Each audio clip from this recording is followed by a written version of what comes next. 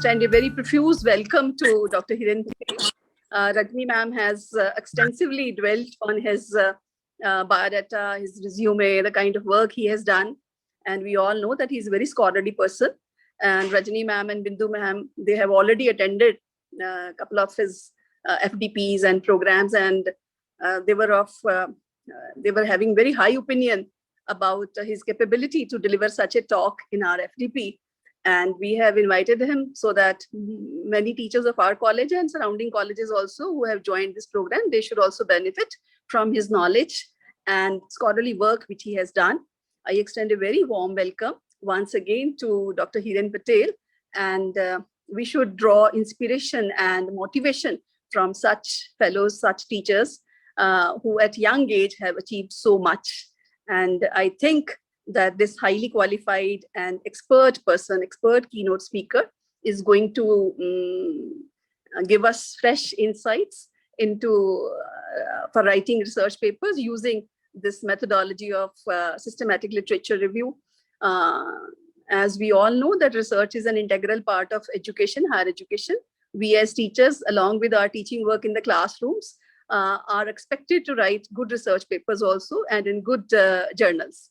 So that demands quite the skill of our knowledge of technical skills. And that's why we frequently have these kind of FDPs for our young scholars, young teachers, so that they don't find any difficulty in writing research papers. So this FDP is also an attempt towards that goal.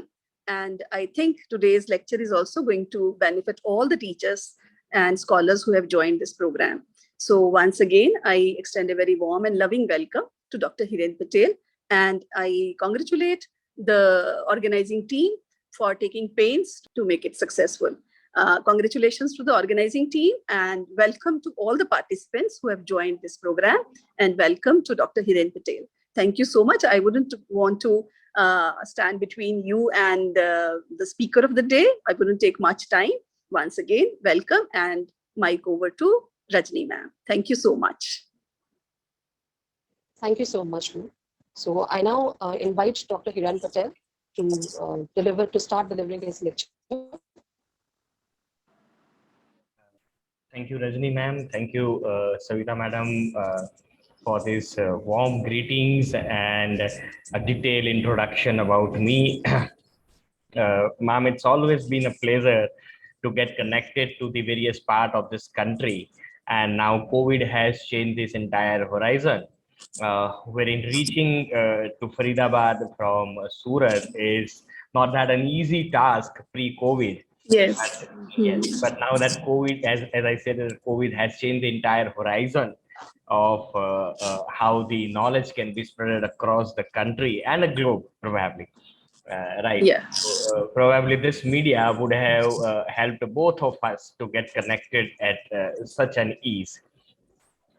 Okay, ma'am. So with your permission, Savita ma'am, let me start with. Sure. We are honored, Dr. Patel, that this technology has given us this opportunity to connect with such people like you from far off places. Thank you so much. Welcome. Please go ahead. Thank you, ma'am. In reality, actually, this entire session and this entire program is basically the result of a Corona period, particular model on review of literature. That's a SRAM model. That's something which I had developed during those lockdown periods, due to which, I mean, as we were having lots of a time almost sitting at a home and doing almost nothing, right? So let me begin with the session. So today's topic that has been given to me, that is on systematic literature review. Now, when we use this word systematic, I really think that it means a lot. I'm so sorry. I just need to share my screen, I suppose. Just give me a second.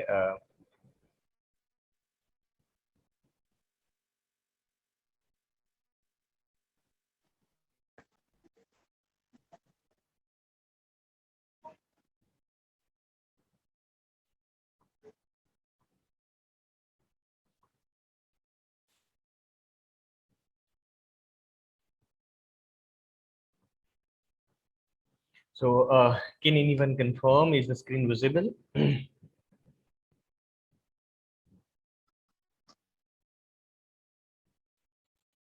Shall I get the confirmation about it? Yes, sir, it is visible. Yeah, thank you. Yes, sir, it is visible. Yeah, thanks, ma'am. Okay, so the topic that has been given to me, that is a systematic literature review. And for the systematic literature review, when we use this word systematic, it really needs to be a systematic one rather than the haphazard manner in which generally we used to do our review of literature. Even I include myself into the same category, unless I joined NIT for my PhD, and because all these IITs and NITs, they have been given with a very high targets of completing the PhD of the scholars, unless and until they reaches to the several targets, such as publishing the papers with the scholarly journals like Scopus and ABDC and Web of Science, unless and until they are not easily give you your PhD degree. So you really need to earn that things. And during this process of earning my PhD degree, I had been gone through this problems, or rather than problems, major challenges. How can I do this? How can I systematize my literature review and put it across my PhD thesis? So a combination of my understanding and experience of getting my PhD degree at NIT, and a certain period of time which I got during this pandemic time, a result of which is this SRAM model. I call it as a SRAM model. And basically this SRAM model is a copyright model, and I have copyrighted the same under the category of literature. So to go ahead with the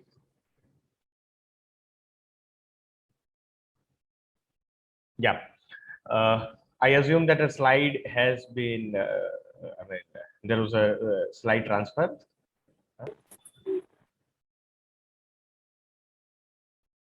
Can anybody confirm that you can see the slide with the title, "What is literature review"? Yes, sir. Yes, slide is visible. Thanks. Now let me just go with the flow. So literature review is generally been identified as a survey of scholarly articles, books, database, newspapers, conference proceedings, published and unpublished theses and dissertation, articles, white papers, unpublished letters, everything and anything that has been available in this world for that particular subject matter is called literature review. In simple terms, literature review is nothing but a description, summarization, and critical evaluation of existing literature in our field. What is the purpose? Why should we go ahead with this literature review? So I identified several purposes, such as to describe the relationship of your work vis-a-vis the other's work, other scholarly's work in your particular field, to identify a new ways to interpret the existing research. I mean, you don't do the new research, you just reinterpret the existing research, and that for that also you require the review of literature to resolve the conflicts among seemingly contradicting earlier studies, or to point the way in fulfilling the need of additional research, to reveal the research gap. That is something which we understand. I mean, generally when we ask this to our PhD students, even I am a PhD, recognized PhD guide of guide at Gujarat Technological and Sarvajanik at two different universities. I am a PhD recognized guide, and I have my PhD students, and when I ask them that what is a literature review according to you, and for them the simple answer is, sir, it is the method to identify the research gap. Of course, it is the end results of a literature review that you come up with the research gap. So this is something, what are the several purposes of review of literature. So in nutshell, if I'll say that review of literature should include and concludes at all the sources cited for literature review, it should be listed in your references, and it should ends up with a research gap or a hypothesis for your research project. Especially the session is going to be, I assume that it is going to be a very useful session for all those PhD scholars who are doing their PhD, for all those faculties who are thinking to write down a certain research paper exclusively based upon review of literature as well. So these are various type of research literature, literature reviews that are identified by earlier researchers, including the argumentative research, argumentative literature review, integrative LR, narrative LR, theoretical LR, and systematic LR. However, our focus point would be on systematic LR. Still quickly going through each of these types just to understand how they differs from systematic literature review. So the argumentative review of literature is basically to present the contrarian views on certain things which are already existing in this world. So it examines the literature, selectively in order to support or to refute the argument of existing literature. So all such literature review would be called as argumentative literature review. Integrative literature review are basically used to criticize and synthesize the secondary data, and this should be used especially when there is a lack of primary data, or a situation where we are not able to generate the primary data. Then an integrative review is more useful. Another type of review of literature, that is a narrative review of literature. So the focus point is to identify the research questions at the end of review of literature. The narrative, the word itself says that it is just trying to narrow down, to narrate the existing situations and criticize and summarize the existing body of literature. Another type is a theoretical review of literature, which says that you collect all the theories from your field. Say, for example, I'm sure that some of you would be from the field of human resource. And in the field of human resource, we used to use we have one theory, we call it as a motivation theory. And in motivation theory, we know that there are several motivational theories. Starting with the Maslow's to theory X, Y, and many more. So if your review of literature is to pull out, to identify all those theories, that sort of review of literature is known as a theoretical review of literature. And now we are moving on to this systematic review of literature, which is exactly the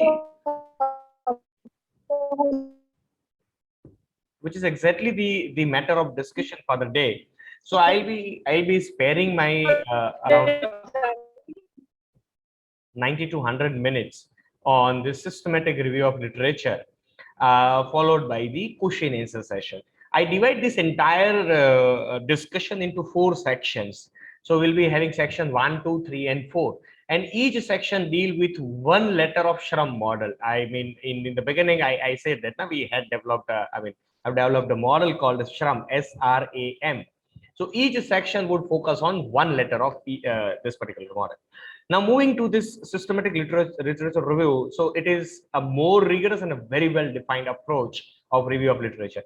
Even the systematic literature review can further be bifurcated into two methods, or it focuses on 2 different types of aspects. And the one aspect is a meta-analysis. A meta-analysis is nothing but a statistical procedure of systematic literature review.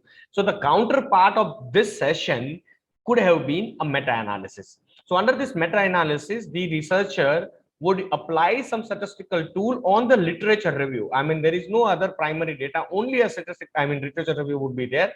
And the approach is also known as a deductive research approach, against which there is another method of systematic literature review, and that is a meta-synthesis.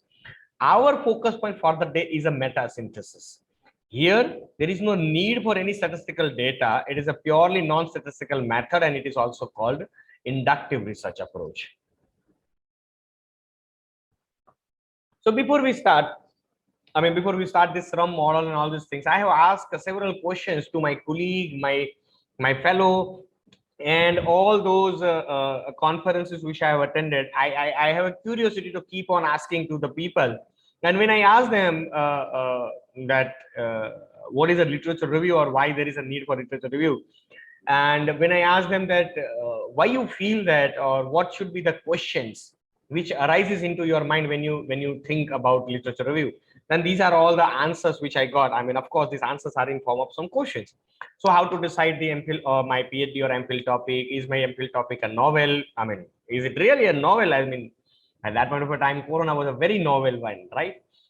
So is it as novel as what coronavirus is? Or is it something, I mean, how to start searching for literature review, which website sources I should get, what are the reasonable reviews of literature? I have a long list of these questions. I mean, these are all the questions I have collected when discussed with the scholars at IITs, IIMs, and all these conferences, right? So this long list brings out an idea of developing this particular model, which is a systematic review of literature. At the end of this 2-hour session, we will be answering to each of these questions. So starting with this SHRM model. So as I said that we'll be dividing this entire session into four, this entire 2 hours into these four sessions, and each session would focus on one letter. So one by one, we will go through this all letters S, R, A, and M.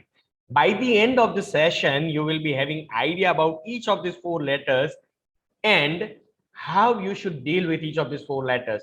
Once you deal with each of these 4 letters and complete through this model, you will be having either your PhD chapter on literature review or a section on literature review for your research paper, or you could have developed the entire research paper exclusively on research, literature review. So starting with the first letter S. So S we mean by sourcing. So when we use this word sourcing, out of the whole lot of a question I have just portrayed across to you, I have separated out some of the questions which are related with the sources. Now I'll be reading each one of them for you. Just quickly go through it. So how to start with the searching of the literature review and how to get the entire full paper, which are the websites or sources to be used for searching, will I get the reasonable number of literature for my topic, how to rate the research papers, and how to ensure that I have enough number of papers, I did not miss out anything, how to get the relevant or authentic papers, and how old the literature review should be. I mean, if I'm doing my PhD or if I'll do collecting the research paper in 2022, so what should be the oldest paper I should go ahead with? So these are some of the questions. So then this first part of this entire, this sourcing, will be talking about the answers to these questions. So the first thing with which we should always start our literature review, and that is garbage in, garbage out. It means if you start reading with the lower quality paper, probably your own way of thinking for literature review would also be lower in terms of that quality. So the first question arises is, sir, how can I understand the quality of the paper? I mean, for me, if I'll search it on a Google or mostly a Google Scholar, and if I'll get a research paper, I'll be feeling like, wow, that's something that Google has recommended for me. And once Google recommend that and everything is good. Actually, it is not the case, right? Google is a search engine and would not be having an expertization in your own field. Then next question arises that then sir, how would I understand that whether my paper, the paper which I'll be getting as a source, I will be referring, whether that paper is really a good paper or not. So to understand that, we will start with the quality hierarchy of the research paper. When you try to download the paper, when you try to identify the paper, when you try to read the paper, please refer this particular hierarchy before you select the paper for your sourcing. Before you select the paper for your downloading. So that hierarchy says that the top of the hierarchy is FD50 papers. That's a list of 50 papers from the field of management and commerce. And as the name indicates that it's a list of 50 papers, 50 journals, sorry. That means only top 50 journals from the field of management education would be a part of this FD50. Slightly lower than that is an ABDC journal, Australian Business Dens Council, ABDC stands for, or a Web of Science, WOS stands for Web of Science. So ABDC and Web of Science journals would be kept under the quality hierarchy as number 2. After that, those 50 journals of FD50, you can have around 200 plus. I have a list of how many journals are there with ABDC. Slightly lower than that is a Scopus list. Slightly lower than that is a UGC care list that is considered to be the prime body. UGC is we all are academician and highly understand the meaning of UGC and UGC care list. Below the UGC care list, there are peer-reviewed journals, which are non-UGC care listed journals. And below that, the lowest category of the journal where we can publish our paper or whose paper we can read, these are non-peer-reviewed journals or non-peer-reviewed conference proceedings. According to one statistics, there are in India, there are 7,500 plus non-peer-reviewed journals, 5,500 plus peer-reviewed but non-UGC care journals. UGC has a long list of around 5,200 plus journals under Group 1. This is divided the entire list of a journal into two groups, Group 1 and Group 2. Group 1 would be the journals which are non-Scopus, non-Web of Science. However, UGC, if you refer the websites of Savitribai Phule University, because the Vice Chancellor of Savitribai Phule University has been appointed as a UGC Care Committee Chair, and hence the entire list is available on Savitribai Phule Pune University. And if you refer that list, they have clearly mentioned that Group 1 would be those journals which are non-Scopus, non-Web of Science journals, but still it is existing in India and we found them as a good quality journal. However, Group 2 means every journal which is with a Web of Science or a Scopus without any permission from UGC Care, they are already a part of UGC Care list. So if somebody at any point of a time, if your institute would be asking at the time of your API or at any point of a time that your paper is with Scopus, you can clearly show them with this guidance of UGC circular that every Scopus journal are already a part of UGC list without any further recommendations or permission required, right? UGC. There are around 1,800 journals in a Scopus list divided into 4 different categories called as Q1, Q2, Q3, Q4. Q1 is the first quartile journals which are the top notch amongst 1,800 journals, and Q4 are the least in the Scopus. However, even when the Q4 list gets over, our UGC list starts. I mean, the best of the journal in UGC Care list Group 1 would not be up to the quality of Q4 journal of Scopus. And that's why, I mean, I hope that you can understand this hierarchy, right? Hierarchy would clearly understand that jahan Scopus khatam hoga, the moment the Scopus gets over, UGC Care list starts. Even better than a Scopus is an ABDC or a Web of Science list having around 2,600 plus journals across the globe and divided into these 4 categories of A star, A, B, and C. And as I said that FT50 journals, only 50 journals from the field of commerce, economics, social science, and management would be a part of FT50 list.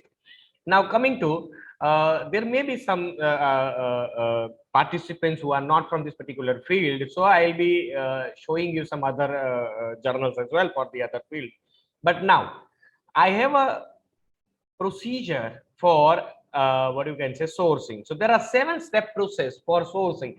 For every step S, R, A, and M, we will be having a procedure.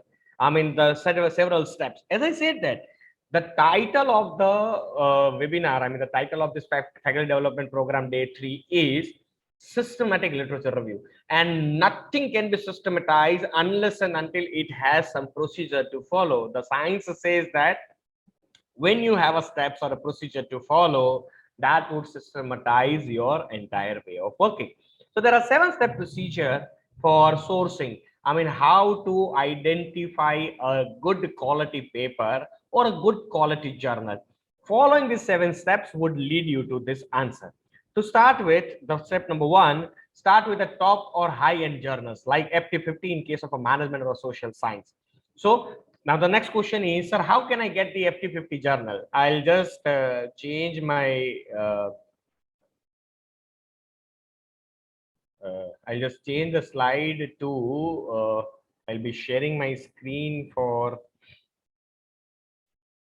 is my screen visible, the Google search engine which I'll be just searching, is it visible?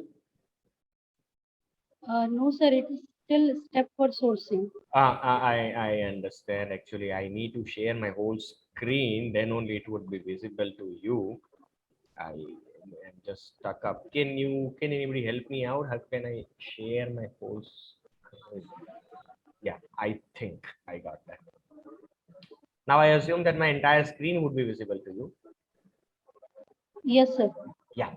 So, yeah. Okay. So what I'll be doing is I'll be just showing you the FT50 journal list. So that's an FT50 journal list. McMaster University has put up the entire list of those 50 journals. I assume that now you can see those 50 journals. Yes, sir. It's visible. Yeah, that's a list of 50 journals from the field of management. As I said, accounting, management, economics, right? So you can see that the different journals. I mean, those 50 journals, those which are called the best 50 journals from the field of entrepreneurship, management, human resource. You will be getting all those fields. I mean, operation research, organization behavior. There are journals from the field of marketing, from the field of finance. But as I said, the list is only for top 50 journals. The list ends at 50th journal. That's it. So these are considered with the top 50 journals of any particular field. So those 7-step procedure, the step 1 starts with identify the journal, best journal of your field. Say for example, I'm the person from the field of finance, and I'll start my journey with this review of financial studies. Okay, so by clicking this particular things, or now I got that which is the best journal, which is the, I'm so sorry, take me to this. So now I will understand at least. My first step was to identify the high-end journal. The next step of my study is, now let me go through this particular journal. Okay, the journal for which I'll be just looking for the field of finance. I'll just taking an example of finance. If you're from a marketing, you can take care of a marketing. If you're from HR, you can take care of HR or accounting, economics. It is just an example, right? So that's the journal been published by Oxford University Press, and these are several issues available. So several issues are already available for this particular journal. Okay, now at least I would have identified that that's the journal for which I should be looking for my research paper. Most of this journal will be showing you the abstract of all the papers published with them. So I'll just click on one of the volume of the journal. Now look at that. So that's the abstract. I mean, these are the title of the paper that has already been published. Does it pay to pay attention? Rent seeking by low latency traders. Active fundamental performance, trueness, consequences of seeing alpha, risk, unemployment, and the stock market. I mean, those who are from the field of accounting and finance, they would have understand a little bit of it. Mortgage supply and the house renting, long forward probabilities, can people learn the black swan, experimental evidences, and all these things. So these are some of the list of the papers of which you can pick up. I mean, this is just the one. I mean, due to the time constraint, I had just opened up the one particular volume of this journal. You can just go through all the volumes. At least you will get the title of the paper, and by clicking on the title of the paper, at least you will get some basic information such as the abstracts and all these things just to read upon. Okay, so now that's the abstracts or the some basics of this particular paper. That goes the entire abstract for this particular paper. Just read through the abstracts, you will understand that you will start getting the first paper. I mean, getting the first paper is always been a big question mark. Okay, to start our quality journey. So say for example, I'm a person who was interested in say mortgage finance or mortgage funding. So I think I was having one paper, something on mortgage, if I'm not wrong. Yep, mortgage supply and housing rents. So that's the topic I am, say for example, interested for my PhD or for my research. Now I'll be getting at least an abstract for this particular paper. The next step. So I mean, where we reach, the step number 1 was to identify the best journal. I mean, let me take you to the that PPT once again. Okay, so my PPT says that my first step was to identify the high-end journal, which we did. Then identify the paper. I mean, start with the most cited paper or most relevant paper. We identify the paper as well. Now the next step is copy paste this paper to the Google Scholar. Okay, so I think I had, yep. Now let me just copy and paste it to the Google Scholar. So what I am trying to make you out is that simply don't search in Google Scholar, because once you search something on a Google Scholar, probably Google will show you everything and anything that is possible. So once I identify, that's the paper I have identified, and look at that. This is a paper of 2018 been written by Gete and Reher. And this is the first paper because I mentioned the same. Now Google Scholar will be helpful to you after you identify the best paper. How? Once you click on it, Google has a facility to identify the relevant topics or relevant articles. By clicking on relevant articles, Google will show you all the papers which are related with your topic matters. So many a time we are always having a question mark that, sir, how can I get the good literature on mortgage fundings or a mortgage finance or a housing rents? This is how you can start your journey with. And now look at that. Google has identified some 101 research paper from your area. It means the first paper is yours plus 100 paper Google has identified for you. So then again, we'll be having a mindset that, okay, wow, Google has given me 100 paper. It means all this 100 would be of good quality. Nope. Again, a misconcept, a myth. Let me identify the quality of each of these 100 papers. So if again, I'll take you to my journey of steps. So we copy pasted this particular paper into Google Scholar, then identified the relevant paper. I mean, we had gone through step number 1, 2, 3, 4, and then step number 5, assess the quality of those relevant papers shown or recognized by Google Scholar. So don't blindly rely upon whatever Google has given me. Wow, Google always is correct. No, that's not the case in case of a research and a quality literature review, because Google shows you everything and anything available to him, right? So what I'll do is, now I have to identify, say for example, this was a good paper, that is no doubt about it, because that is something which we have borrowed from the top 50 journals. So no question mark on this paper number 1, but a question mark on paper number 2. So let me start with this paper number 2. Paper number 2 is a regressive mortgage credit model, right? Post crisis era, sorry. And I just wanted to understand whether this paper is a good quality paper or not. How can I do that?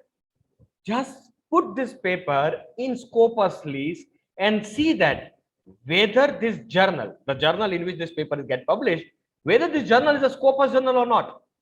Now you may think about, why to go for Scopus only? Why don't we have a UGC care? I present you that a garbage in, garbage out. The lower the quality of the journal, the weaker would be your the first step. I mean, your first downloading of the source paper itself is a weak, and if it is a weak, very well, there are a very high probability that you cannot reach your own understanding to that quality level, right? So it is very essential that at least we maintain the Scopus level. I mean, slightly go above what UGC has recommended. Even UGC has recommended that Scopus is always a group 2 journal, right? So what I'll be doing is, now I'll identify the journal and see that whether the journal is with Scopus or not. How can I do that? By clicking on this citation, I will come to know that in which particular journal this paper has been published. Now, as such, I can see that it's not published with the journal at all. It is not, the journal name is absent. That means this paper is at least not up to mark at present. Let me go to the next paper. It is already an unpublished working paper of the same author, Gete and Reher. We may consider, but at a later stage. Let me go to this third one. It seems to me it is a very interesting one, right? As you move in your journey, gradually you'll start identifying this is a good journal or not. According to me, this seems to a good journal to me. Let's see how it works. So I'll just take the name of the journal. The name of the journal is Journal of Financial Intermediations. And as I said, that as a part of the next step of the procedure, assess the quality of the journal. So how will I assess? I will just open up the Scopus database for journals.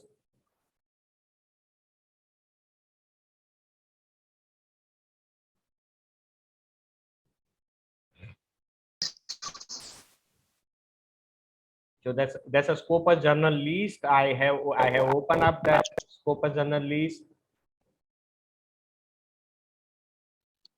And now in this Scopus journal list, I'll be just putting up the name of the, sorry.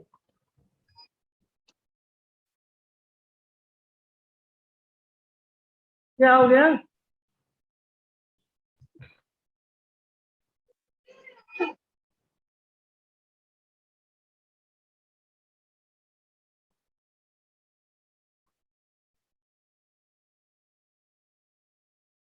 Yeah. So I'll be just searching for in this Scopus journal list. I will search for my journal, whether that particular journal is available to me or not. I'll be sharing the entire Scopus list with you, but that is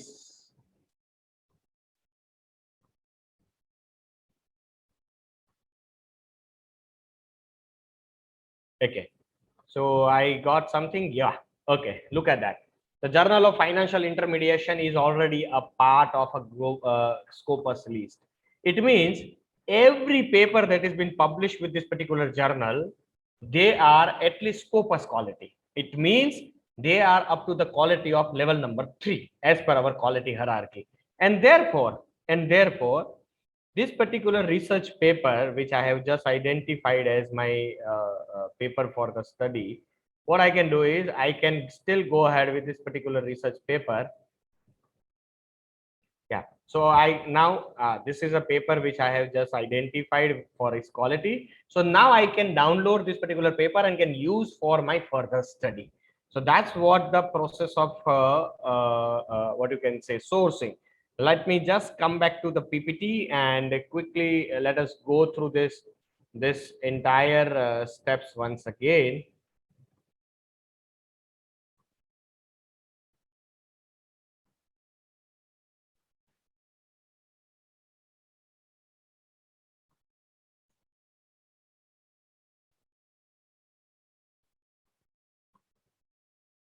Okay.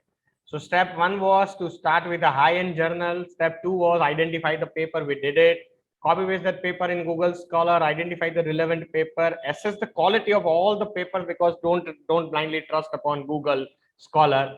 Now the next question is, sir, where should I stop? I mean, how much should I keep on doing these things? Okay. Now for 100 papers, we did that exercise. Okay. Out of 100, there is all possibility that you might come up with 30-40 papers which are good quality papers. So take that list of 40 out and repeat the same exercise on those 40 papers once again. So repeat the step number 3, 4, and 5 on those 40 good quality papers. Where should I stop?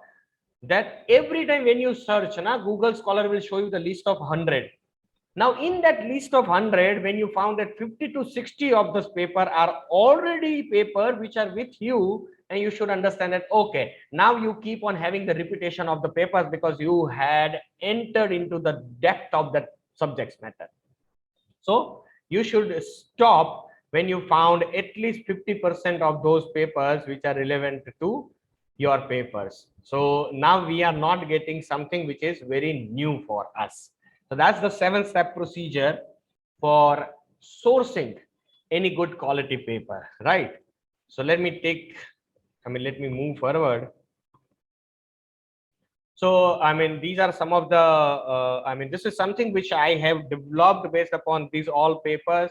I'll be sharing you all this interesting readings. I'll be sharing all this PPTs, all the study material, everything I have with me. I'll be sharing it to the organizers, and they'll be very well share everything to you, because nothing is my own property. I am just the collector of everything and anything from the different parts of globe, and all those quality work that has been carried out and is carrying out.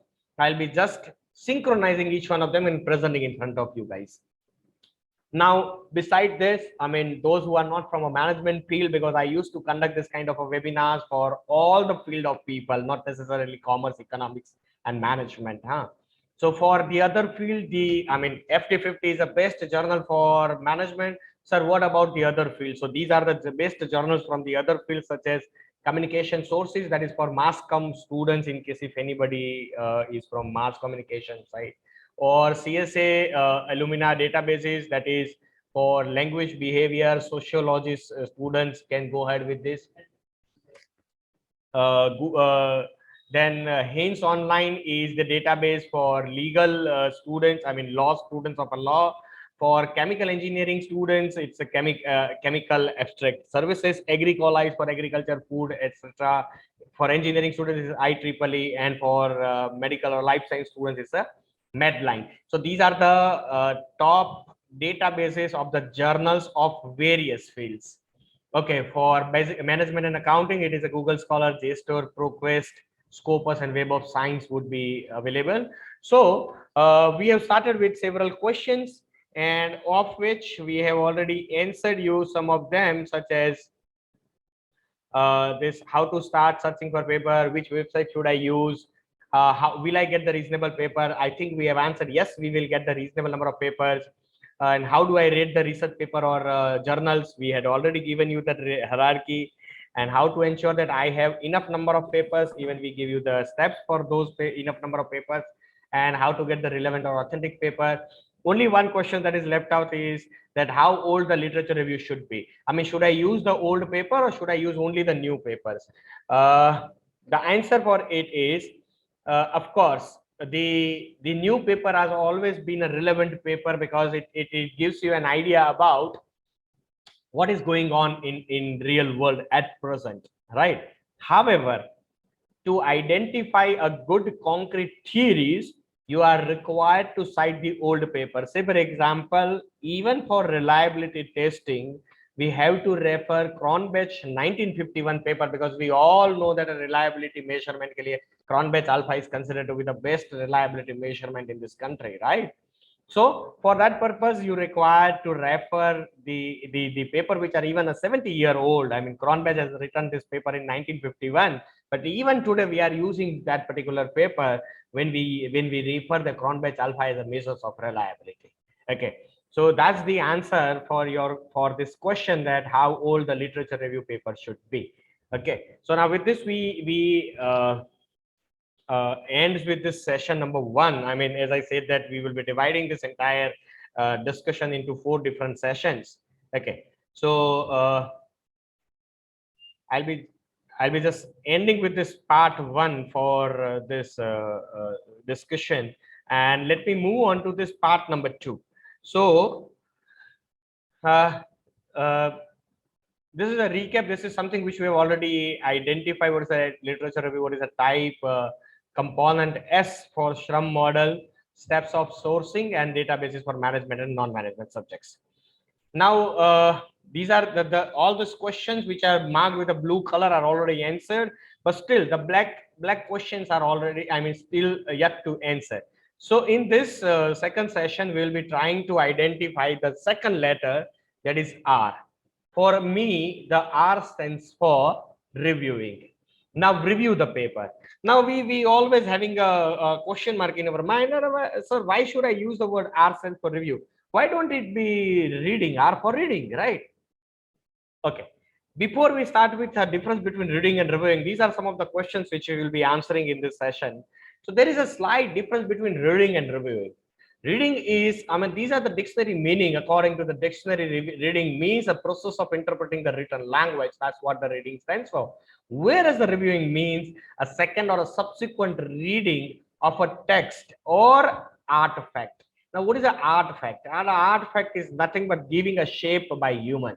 Now, here the artifact giving the shape. Now, shape to whom? Shape to this information. So, reviewing is just not merely a reading, but post-reading, digesting, and understanding in the way we understood that subject's matter. That's what the review is. And henceforth, it is something observed in a scientific investigation or experiments which are not naturally present. And that's why letter R stands for review and not the reading. So review means analyzing the past to prepare for the future. That's what the Webster and Watson has presented. Webster and Watson are considered to be the father of reviewing, along with the Coopers. So the Cooper and the Webster's taxonomy has presented a systematic structure how one should review the literature. Again, I mean, generally when I discuss all these things, many a time during that informal discussions with these research scholars, they used to ask me, sir, is this really necessary to follow all these steps? My simple answer would be no. It's not necessary to follow all these steps if you don't want to do quality work. Now we need to decide what sort of a quality I wanted to go ahead with, and that will decide how many steps you wanted to follow that. Otherwise, for us, what is a review? I mean, I'm sure that many of you are even experience-wise, age-wise, and understanding-wise older than me, right? But how many times we are actually engaging ourselves in reviewing the literature, and how many times we have applied this systematic way that is being presented by Webster, Watson, or Cooper's during their Cooper's taxonomy or WW taxonomy. So I'll be in this session, I'll be presenting those taxonomy to you. And again, we'll be having a small 4 or 5 step process for reviewing as well. So starting with this, now that's the process of reviewing. I am not sure how can I take this out from.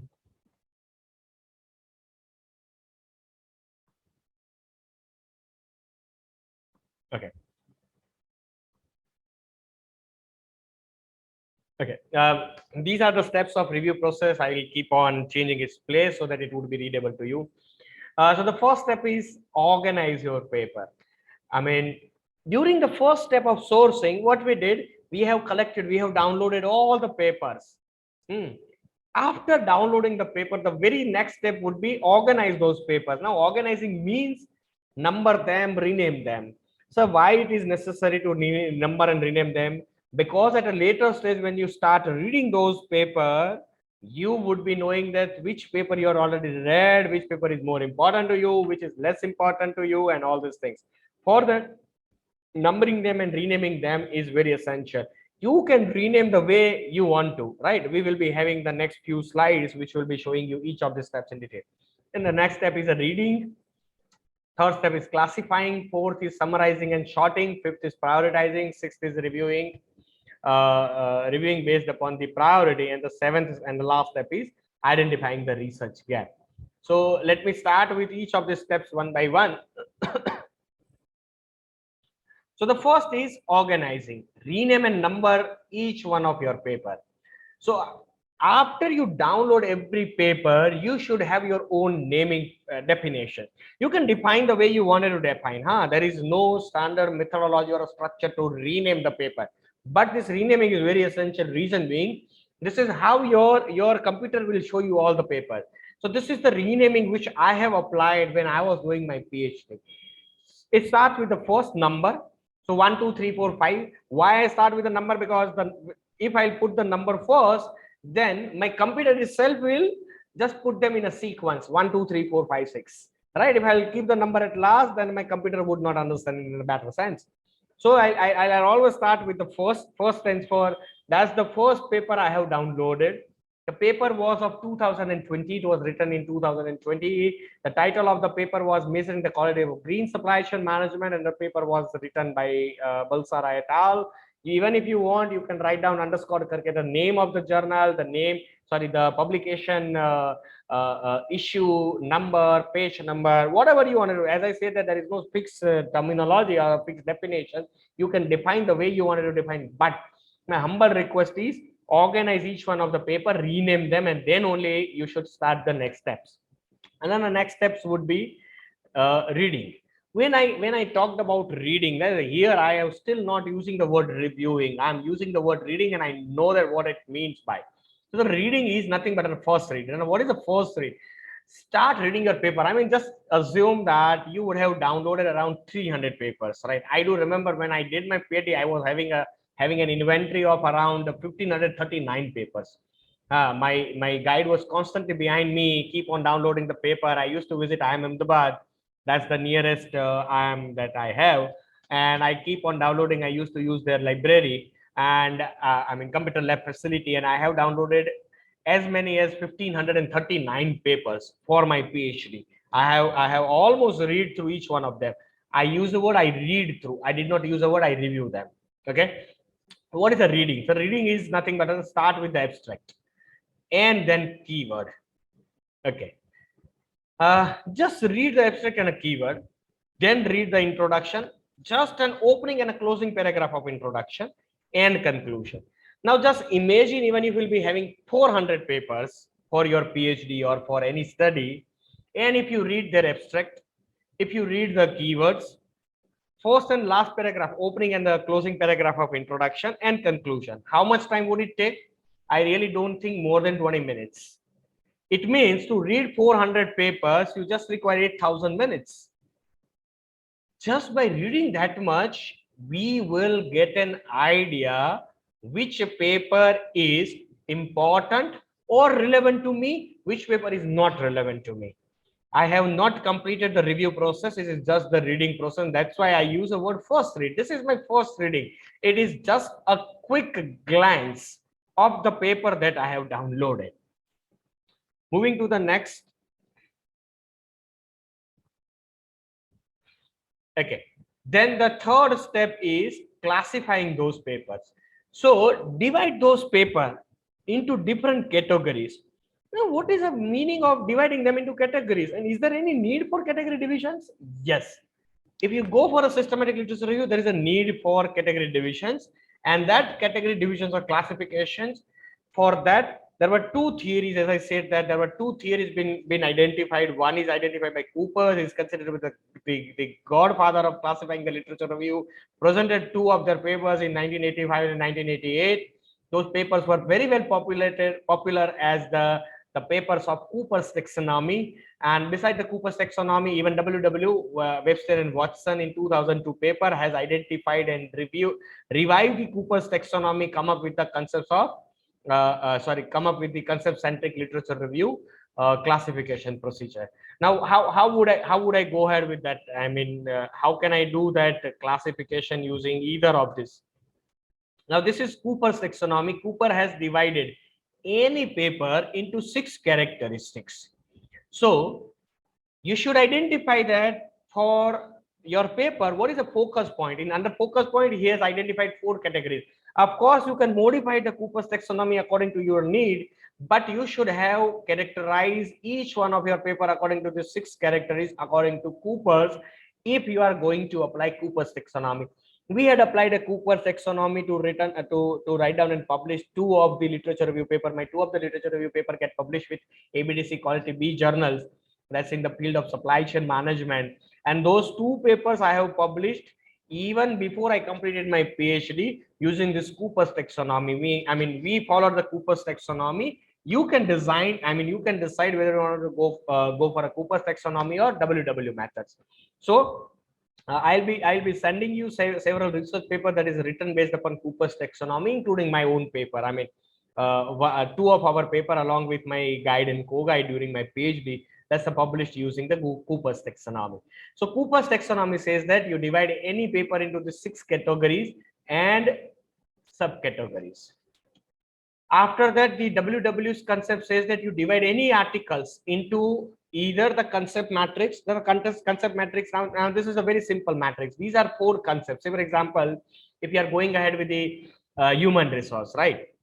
So under human resource, you will be having several sub-concepts such as motivation, such as employee satisfaction, such as employee engagement. So this A, B, C, D, these are nothing but the concepts, each concepts. Now take up the paper number 1 and see that how many concepts are presented in this paper number 1. According to this cross, it means the paper 1 is focusing only on, say, employee satisfaction and employees engagement. Okay. Paper number 2 does not focus on employee engagement because cross is not there, but it rather focus on, say, for example, motivation and employees' perception, say, for example. So this is how you prepare the entire matrix. So that is what is called WW matrix. However, WW has revised this particular matrix with a unit of analysis. Now, what is a unit of analysis? Say, for example, I said that the first paper focuses on, employees engagement. Now that employees engagement is with respect to what? Is it with respect to organization, a group behavior, or an individual behavior? So that B is further divided into OGI. Now these are some examples.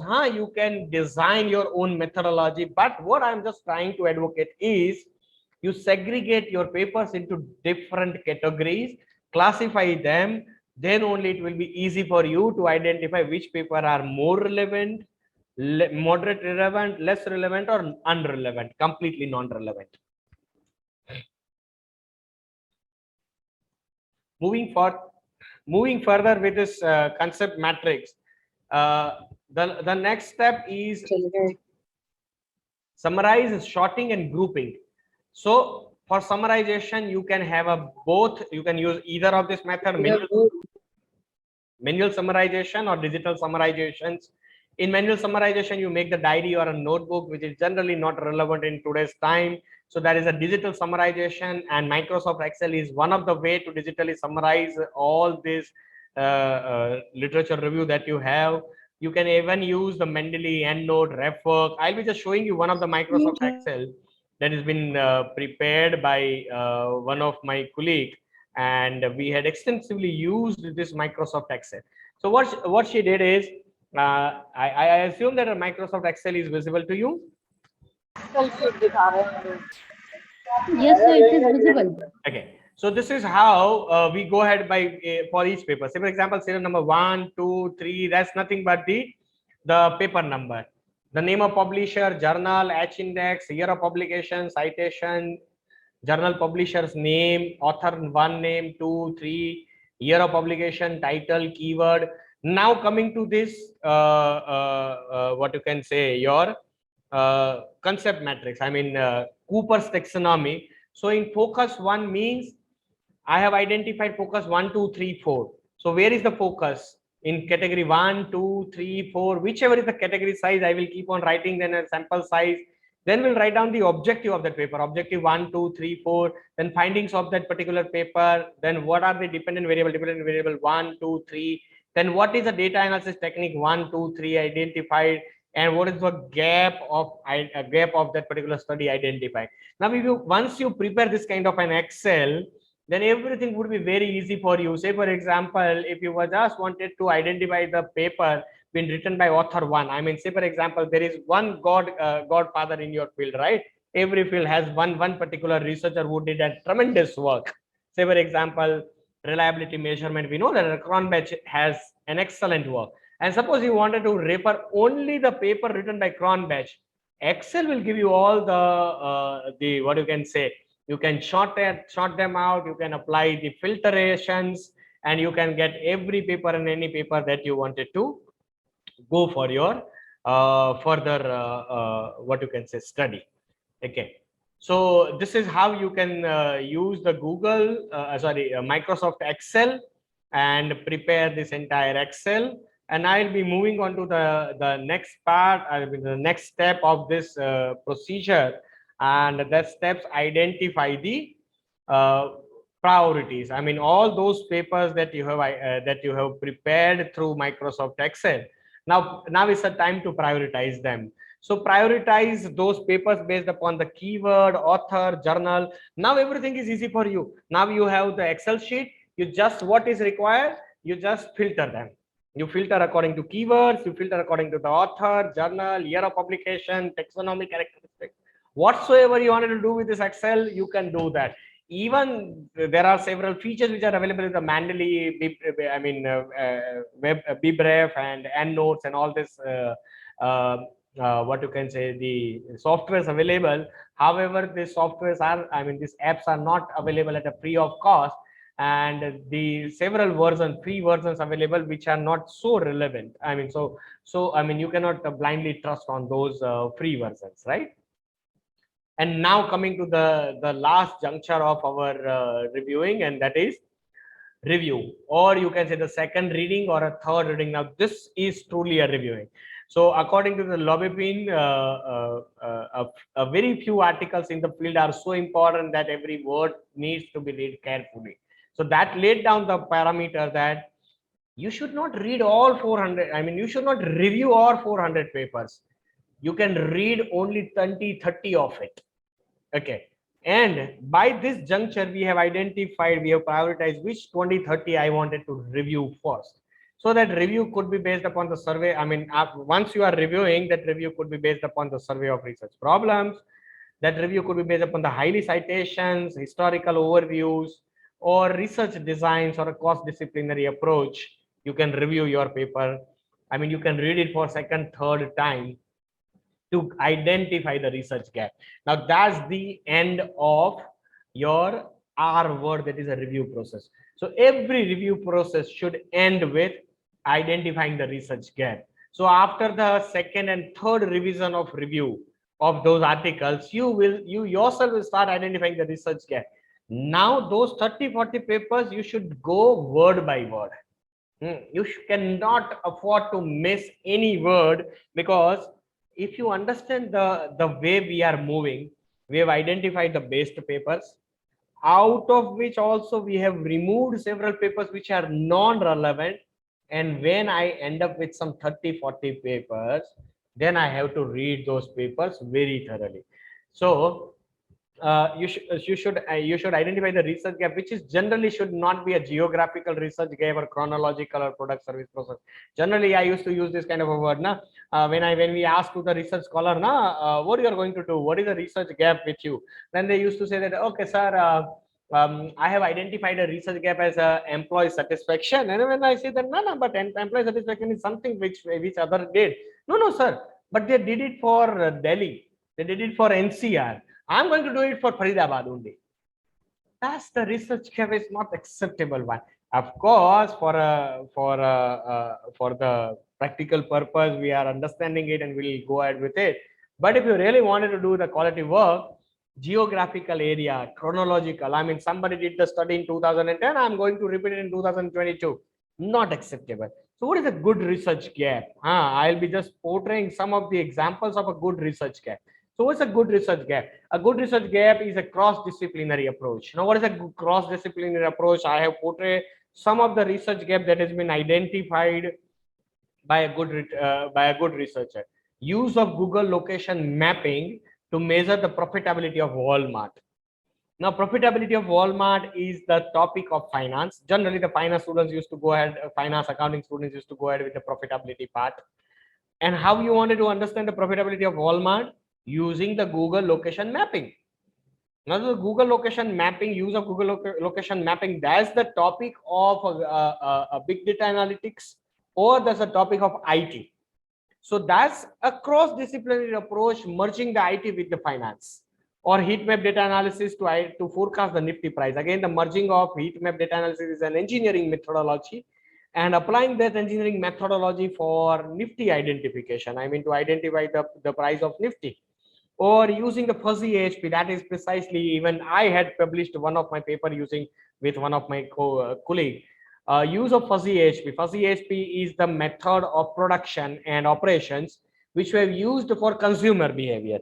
We have written a research paper on service quality using the fuzzy AHP. And when you write on this kind of a paper, that paper always fetch a very good publication that can always reach to the good high-end journals, because high-end journals are always looking for cross-disciplinary approach rather than just putting merely that the study has already been published or conducted in Delhi, but I am reconducting the same in Faridabad.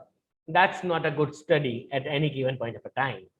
So that's all about the 7-step procedure of reviewing. So these are some of the issues with which we have started our journey of reviewing.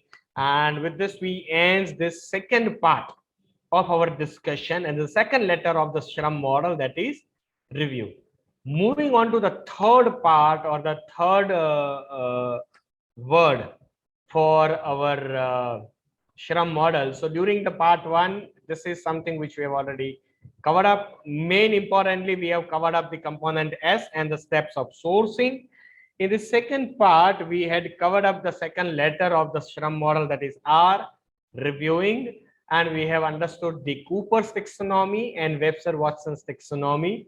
How we can summarize this, review this research papers or existing literature using the Microsoft Excel, and how we can identify a good quality research gap in our field. That's something we had already discussed. And now all those questions which are still marked with a black color are something which are not answered.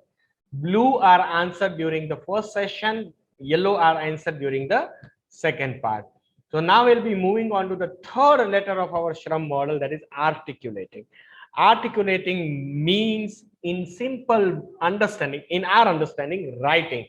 However, there is a difference between writing and articulating. We will start this third part with this difference, and then we'll take you to the journey of several steps for articulating. So before we start this journey, these are the questions which we are going to take care during this third part of articulations. So starting with, what is the difference between writing and articulating? Many a time we will be feeling like, writing the literature review is thus articulating the literature review. In true sense, it's not so. The way there was a slight difference between reading and reviewing, there is again a slight difference between writing and articulating. Dictionary meaning says that writing is the process of composing the text, where articulating is an ability to express your thoughts or feeling in easy and clear manner. It means articulating is synthesization of review of material, review of existing literature along with critical thoughts. So it is not merely copy pasting, paraphrasing, or rewriting of the existing literature. It is more like writing the existing literature along with the criticism from your side, your own inputs in form of critics. Now, when I use the word criticism, please don't always consider criticism in terms of a negative word itself. Most of the time we feel like criticizing someone means showing them the negative aspects. Criticizing means portraying both the positive and the negative part of that particular review of literature. That's what we mean by articulation or articulating. So before we start with this process of articulating, we should have always understand these two words.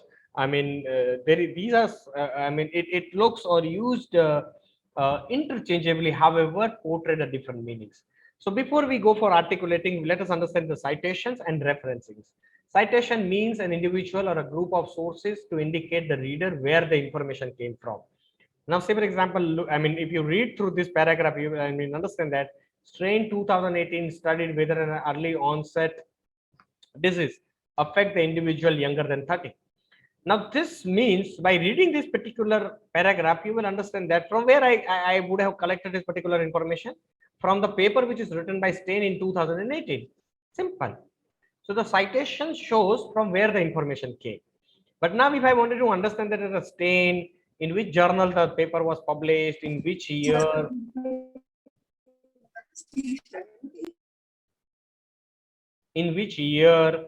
every information I wanted to get about this Stein's paper, then citation would not give you that idea.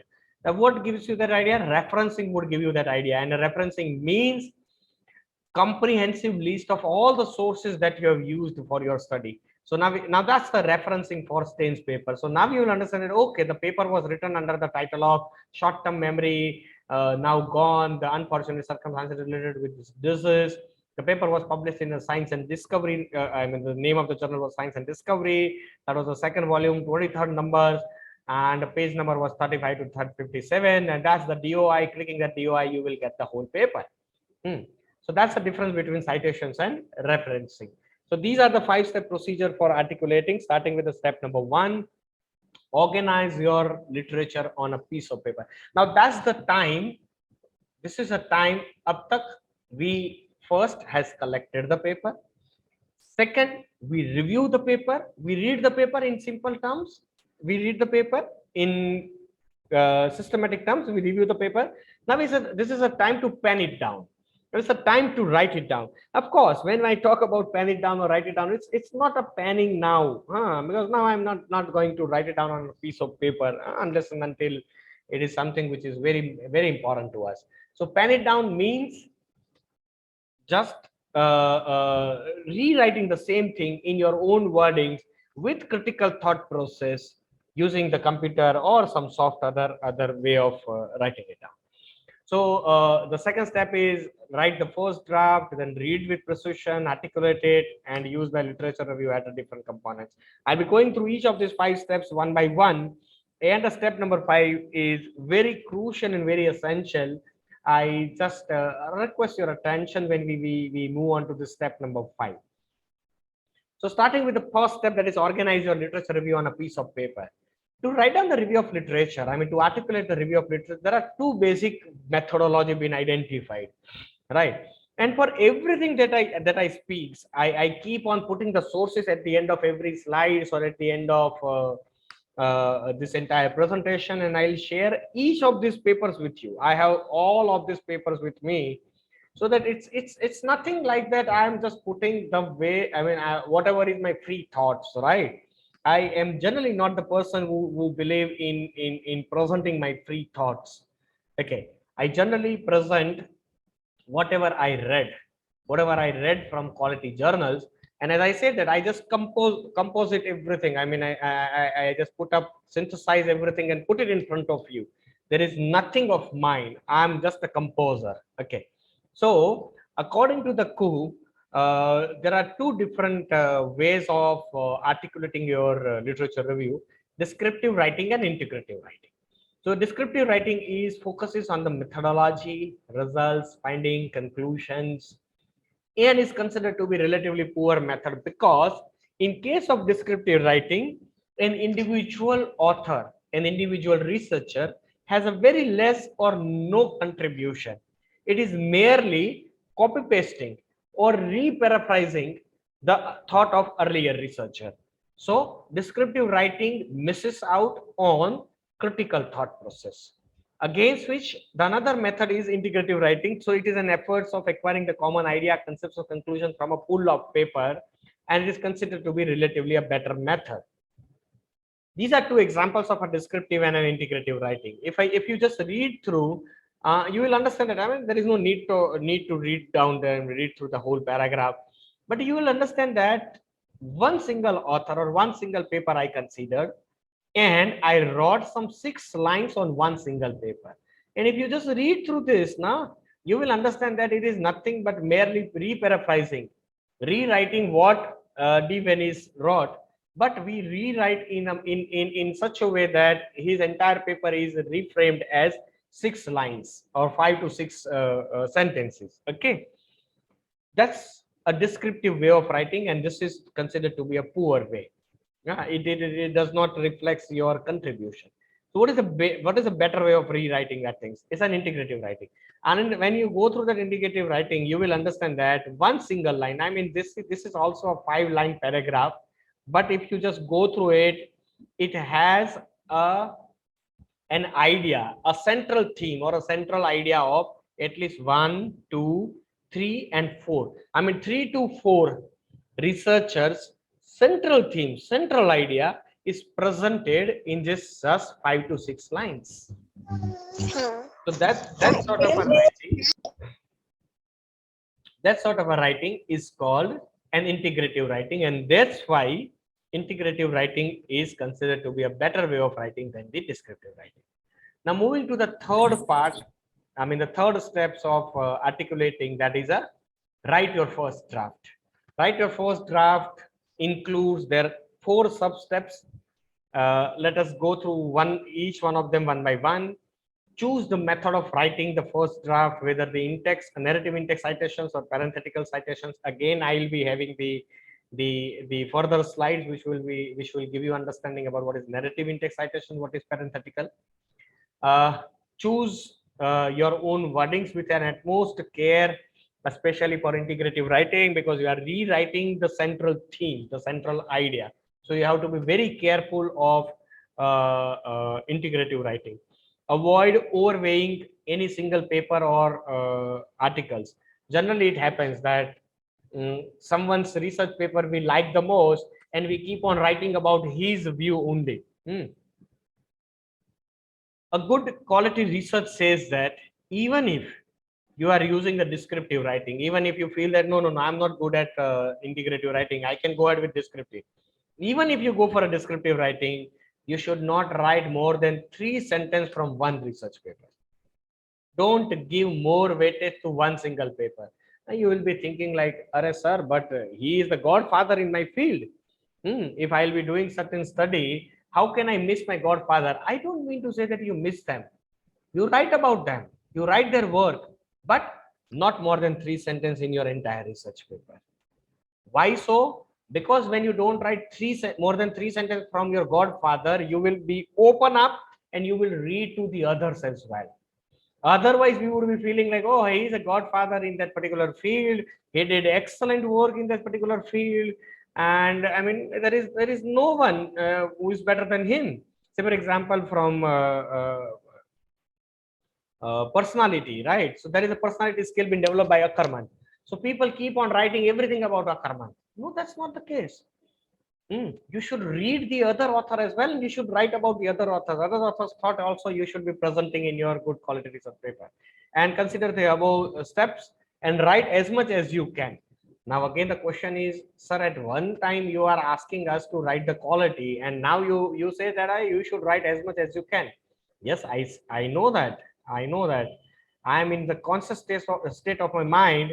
I know that I'm asking you to write as much as you can, because this is just the third step, not the last step of articulations, right? When we reach to that articulation, we will keep on cutting down, cutting short to all these things. So now these were 4 sub-steps. Let me start with the first part, that is a narrative. I mean, let me show you the narrative in-text citation versus parenthetical citations. So the narrative in-text citations is nothing but it is a way of writing any sentence where author's name is first, and without author name you cannot write that sentence. For example, if you read this, Stein studied whether early onset disease affects the individuals younger than 30. Now, if you remove this word Stein 2018, the sentence is, according to English grammar, the sentence is not completed. Okay, so it is very compulsory for you to write the name of the author. I mean, write the name of the researcher, early researcher. Sir, is there any other method where even without writing the name of the author or researcher, I can rewrite it? Yes, there is another method, and that method is known as parenthetical citations. Now read this sentence. Another study found a similar data showing an individual as young as 18 displayed the symptoms of disease. Now, even if you don't write this time PS 2014, this sentence is English grammar wise, the sentence is complete. There is no question on this sentence, right? So when the sentence can be completed without the name of the author, it is known as parenthetical citations. And when the sentence cannot be completed without the name of the author, it is known as a narrative in-text citation. Now the question arises, which one is good, sir? Is it a narrative in-text or a parenthetical? Answer is none of, both are equally good. You cannot say that a narrative is a good or a parenthetical are not good. You can keep on using the mixture of both these types just to preserve the interest of your readers, right? And now we are moving on to the step number 4, that is a read with precision. In early steps, we ask you to write as much as you can. And now it's a time to read what I wrote, what we wrote. So it's a time to read our own work. At least you should read your entire work for 2 times, complete 2 cycles. Okay, at least 2 cycles. However, a good practice says that first time you should read your entire write-up, whatever you wrote. Read your entire write-up for identifying the spelling mistakes. When you will be thinking like, there is no spelling mistake, sir. We used to use the word, and word always shows that red line or green line under every wrong spell. We can very well change and check the spellings, and we can complete that. There is no problem of spelling check. I should not bother about spelling check. That's not the case. The reason is that word shows you several lines, but it is only for English, American English, and in British English, right? So for example, how to write the spelling of synthesize. So sometimes we write down ZE, sometimes we write down SE, the last 2 letters of synthesize. And word sometimes shows you, sometimes it will show you with the yellow color. Even if you will be using some pictures, images, and a spell is wrong in that image, word cannot identify those wrong spelling. Henceforth, you should read your work once for spelling mistake, other time for tenses. Now, there is again a tie-up between the present tense and the past tense, and there is always a question mark. So, should I write in a past tense or should I write it in a present tense? Which one I should write? Now, I will be giving you answer in the next slide, which tenses we should write. Again, I'll tell you, each of whatever I am being presenting to you, these are They are merely composition of existing literature. So nothing is of mine. I am just a composer putting everything in front of you. So read it for grammar, completion of sentence, and meaningfulness of the sentence. So it's a time for read out your own writing for twice, thrice. Then highlight a possible correction in the first read and make those changes and reread your write-up. So that is a step number 4. Now moving to the 5th, there are several arguments in favor of present tense and there are several arguments in favor of past tense. Let me go ahead with each one of them. So the present tense says that it gives a reader a great sense of immediacy. When you read something in present tense, you feel like, oh wow, it's going on right away. Okay. The concepts, another argument says that the concepts are concepts. I mean, it's not like that Newton has developed the concepts of gravity before say 150 years and today that concept does not hold true. No. So if you are going to present the concepts of a Newton, it has to be presented in a present tense, even though the work has been carried out in past. And the present tense is a teaser, and generally the psychology says that we can read and understand the present tense faster than any other tenses. So these are some argument in favor of present tense. Against that, there are certain argument in the past tense. Say for example, and then whatever you are reading, it was author's opinion, and there is all possibility that it was his or her opinion at that time. There is all possibility that even today his own opinion would have changed. So it is the author's opinion. It is subject to change. And when you are attributing a sentence or an idea to a person, because we are attributing it to some situations, some persons, and that's why it should be used in a past tense because it is also subject to change. Again, by reading both these arguments, we will be again confused, and you will be asking me the next question, sir, this is not the way you are convincing us, rather you are confusing us. On one side we are showing all the goody things about the present tense, on the other side you are showing me all the goody things about the past tense, and again I am confused whether I should use the present tense or past tense. Then the clear cut answer is now the clear answer. I'll be showing you all the possibilities and I'll be showing you a clear cut, crystal clear answer for this, when to use present tense and when to use past tense. In your research paper, wherever you are using the introduction section, the literature review section, the research method, these two sections, these sections would be written in past tense, because in introduction and literature review sections, you will be presenting the past work only. Whereas your research methodology section, your data analysis, your conclusions, analysis part, recommendations, that everything should be written in a present tense, because that's your own work and you had carried out that time itself. You can still again argue that, but sir, when I am going to put my paper for publication, it is going to be past. Though it seems it is going to be past, it is actually not the past, it is a present. So this is how you should have segregated where to use the present tense and where to use the past tense. And when you segregate it, please, because we know that we are not the native English speaker. English is not our mother tongue, right? I remember one of the sentences been used by one of the professor of IIM Ahmedabad. IIM Ahmedabad is used to have one journal, Vikalpa, right? Vikalpa is the journal been published by IIM Ahmedabad. And I had been there at one of the summer school at IIM Ahmedabad. It was a 7-day summer school being sponsored by IIM Ahmedabad for 40 shortlisted candidates. I was lucky to be one of them. And at that point of a time, the editor, chief editor of Vikalpa has presented how to write a research paper. And he used a word that even when I write a research paper and put it for my publication, I used to get the arguments, the comments from the reviewing team that the English is poor. Now, that point of a time, we all were laughing that if the editor-in-chief of Vikalpa, of IIM Ahmedabad, is still getting, even after this many years of experience, is still getting an argument and is still getting a correction that this English is not that good.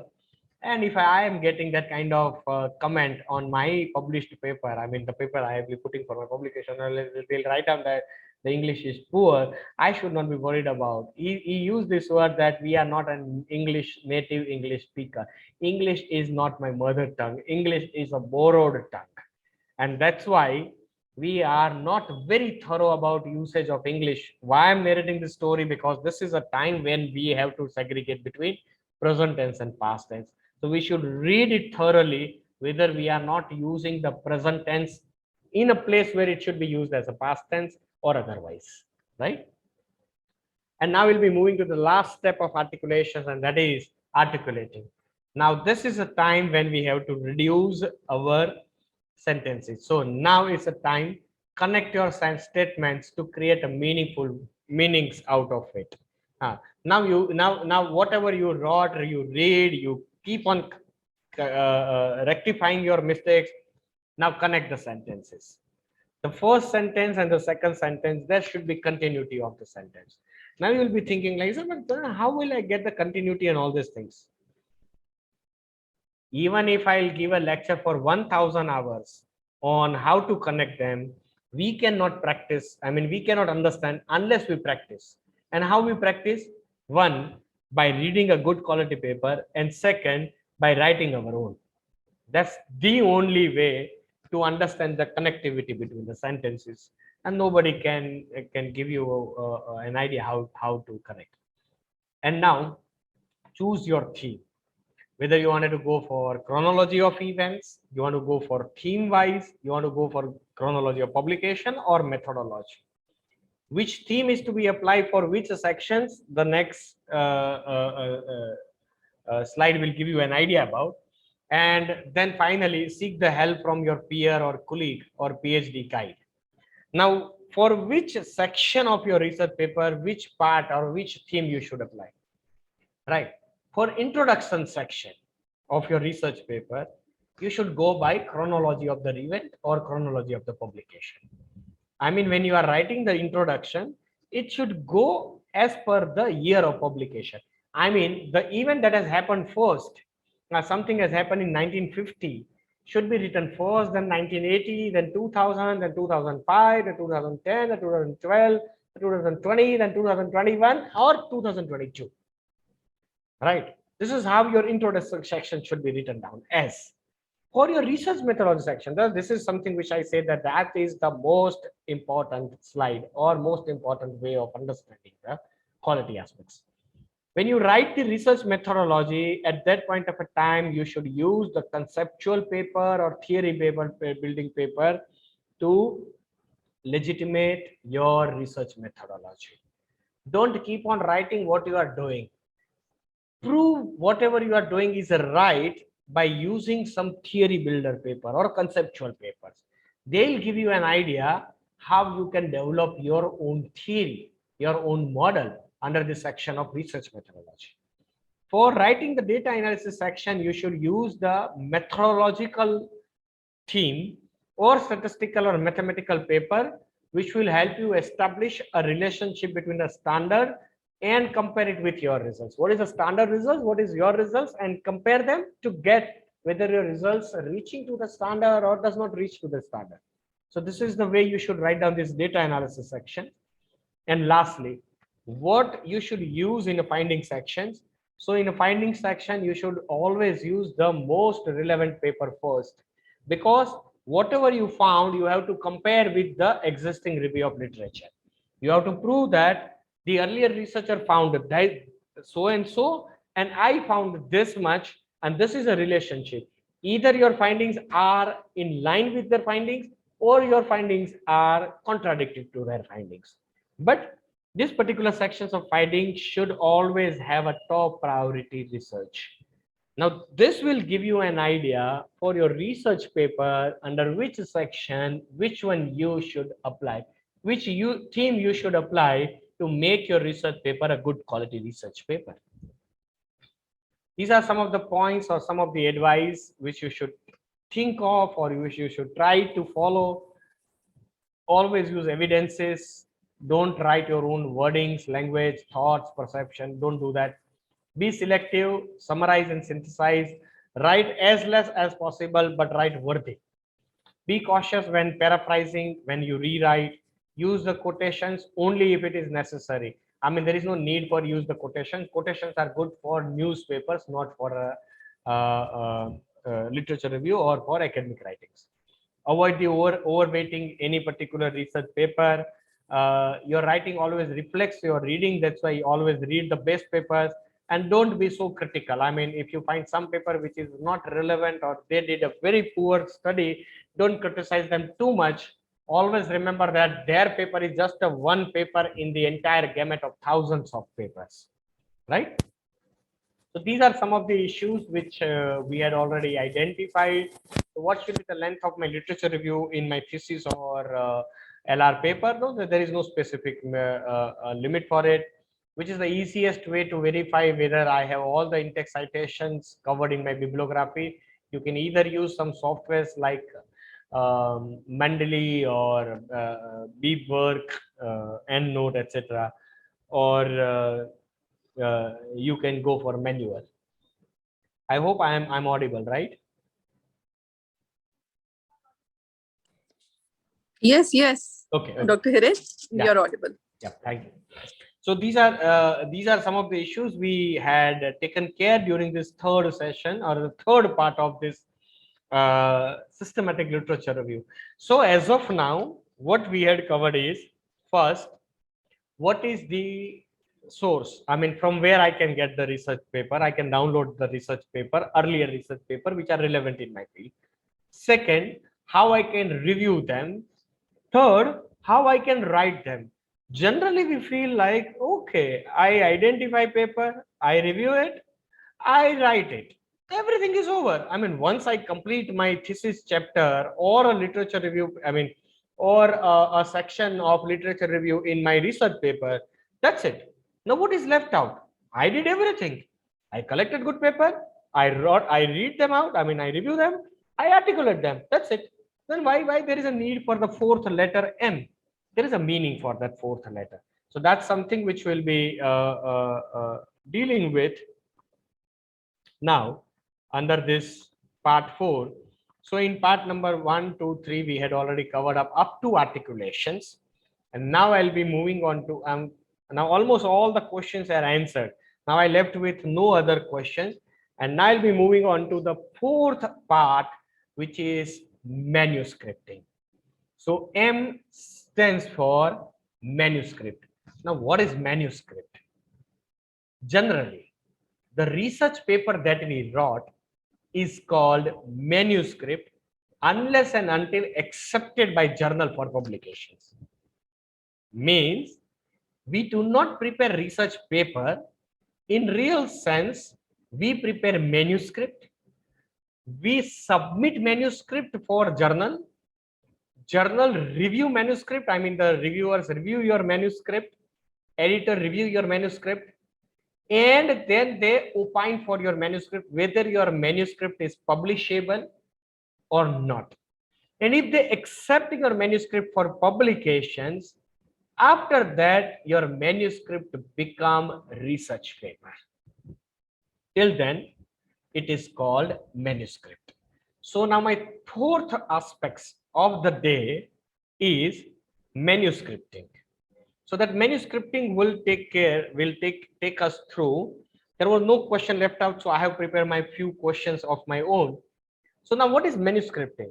To some extent, manuscripting is similar to articulating. However, this time I am just going to talk about manuscripting the literature review, exclusively writing one research paper only on literature review. No statistics, no research methodology, no data analysis, nothing. Then, sir, can we publish this kind of a manuscript?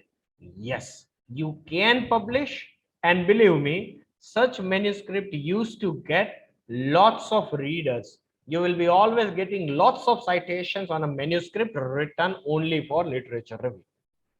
So these are these are certain benefits of writing the manuscripts for literature review only.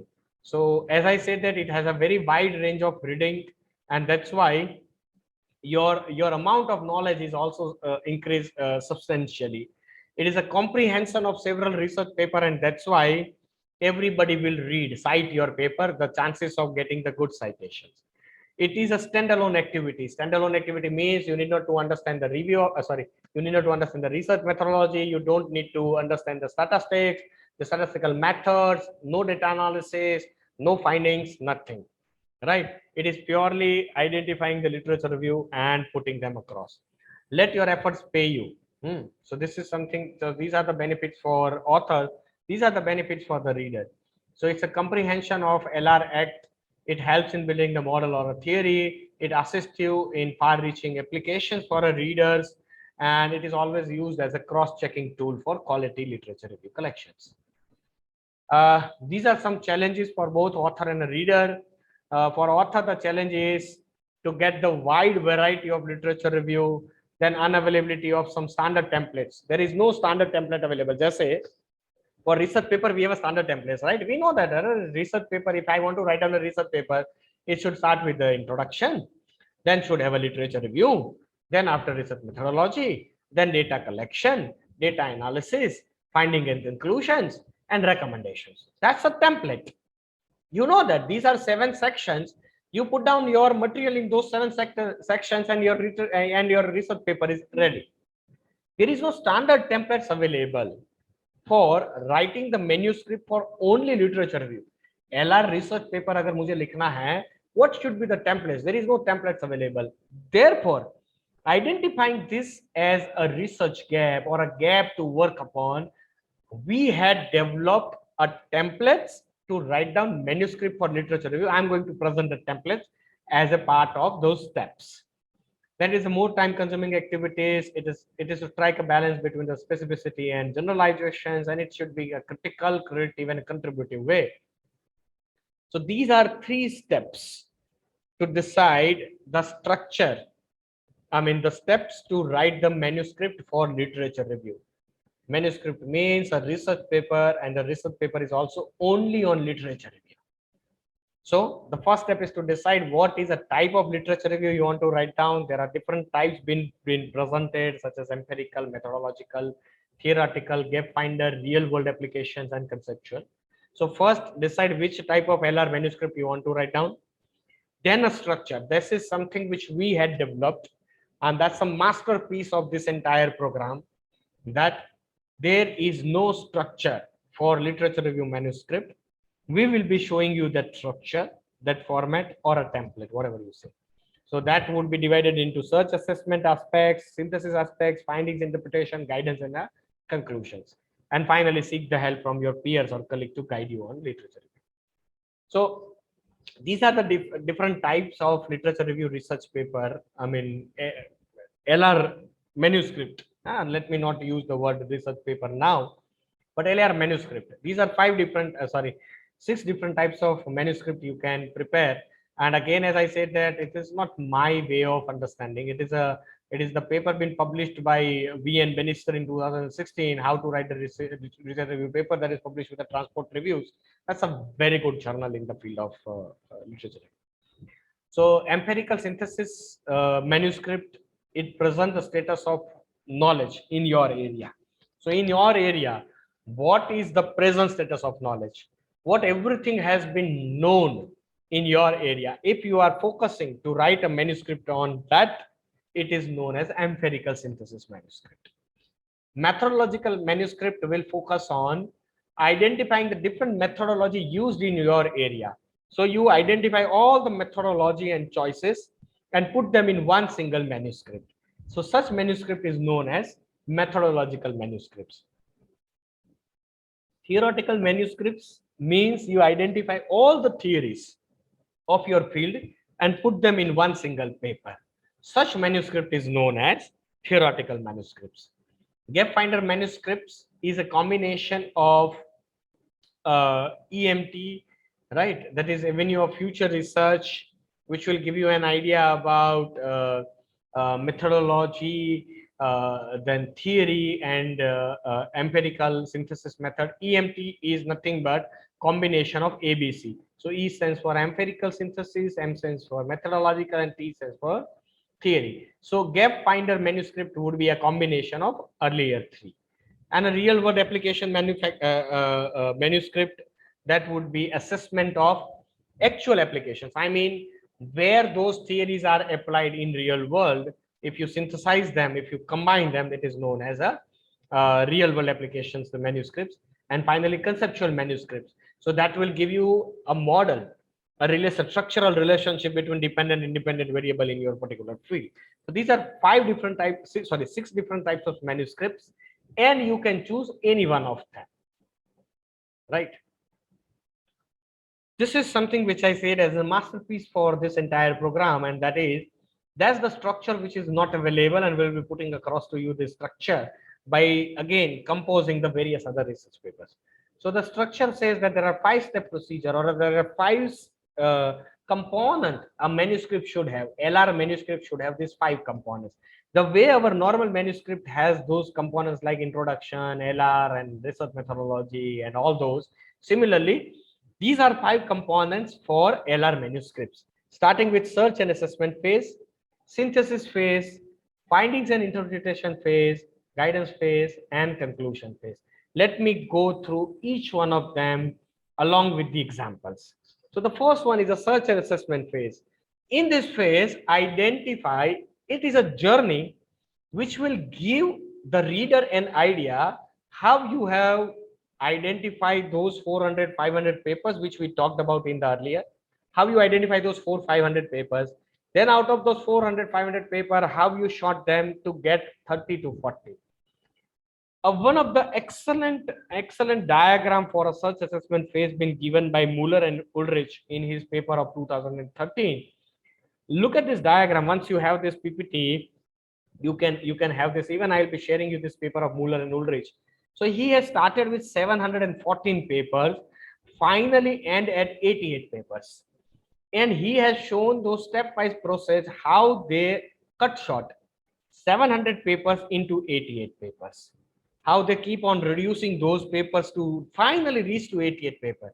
So the first phase of literature review manuscript is search and assessment phase, and you should narrate how you identify from 500 paper to 45 papers, or how you, Muller and Ulrich has come to 88 papers out of 714 papers.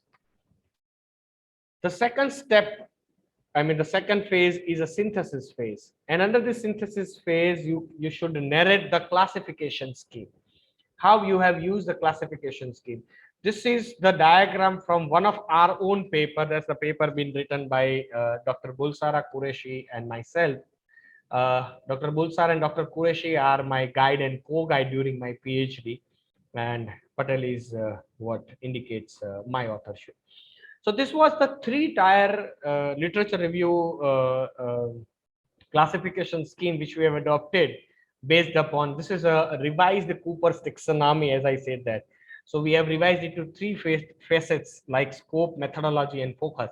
And under the scope, we had 4 scopes identified. Under 4 methodology, we have 4 methodology identified. Under the focus, we have 3 focus identified. So this, how you divide your entire 88 papers. Now I left with only 88, right? I'll consider that earlier was 88 paper in first steps. So now those 88 papers, you have to classify, you have to divide them according to the different scopes, methodology, and focus.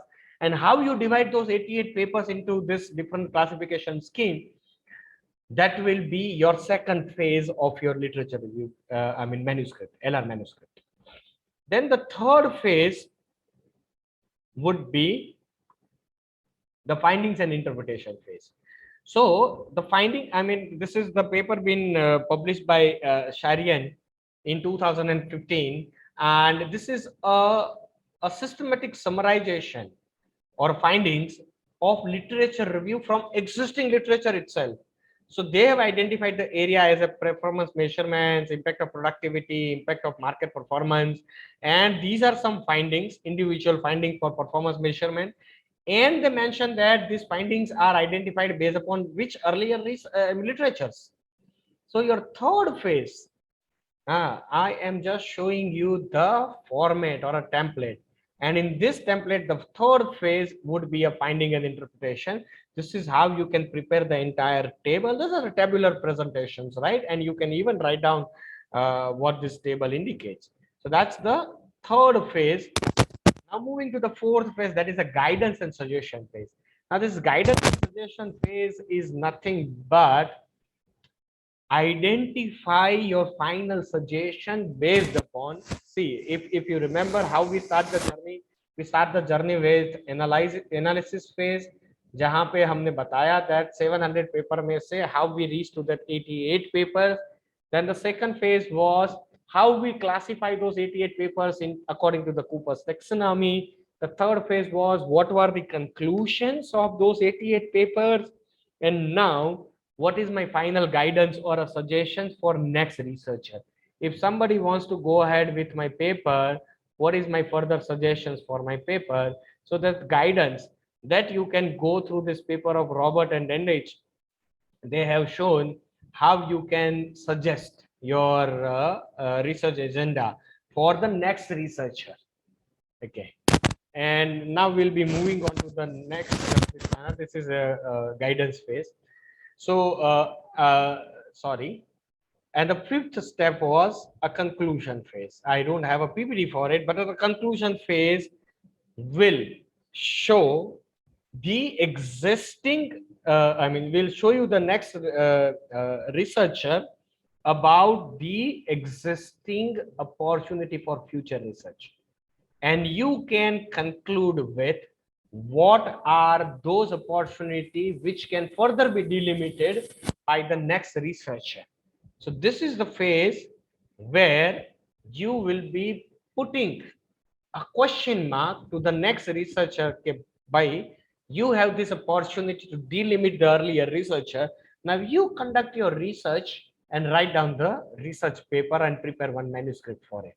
So that's the format, which is an excellent template to prepare a manuscript, which is a research paper, but not your ordinary research paper. It is purely a research paper and a manuscript based upon literature review.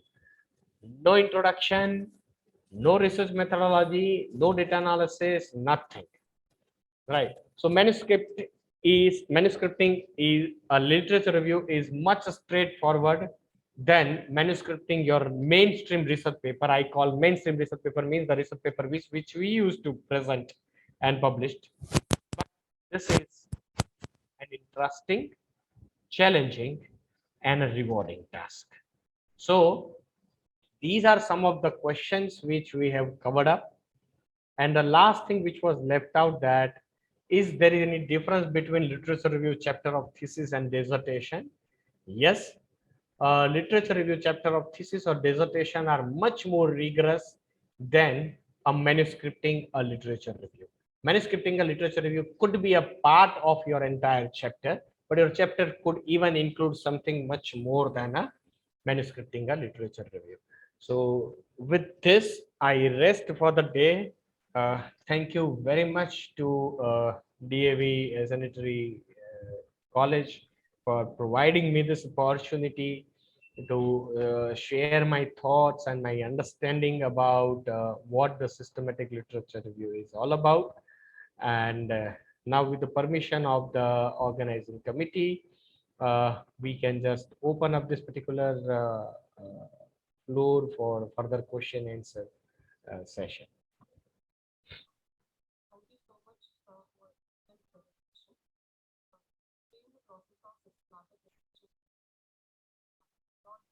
Ma'am, yeah, I think your voice is not much audible.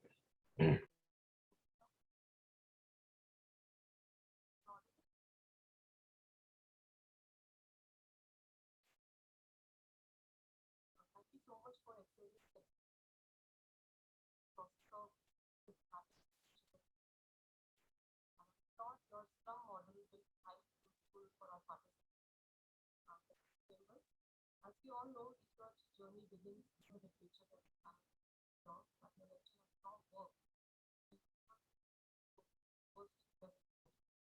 Now I open the session for questions. Anyone has any questions? Ask us.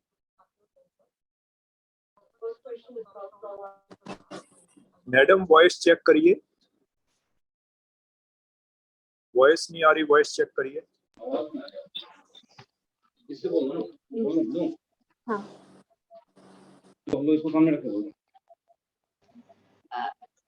Yes sir, technical part पे कोई issue है sir? अभी अभी clear सकते हैं?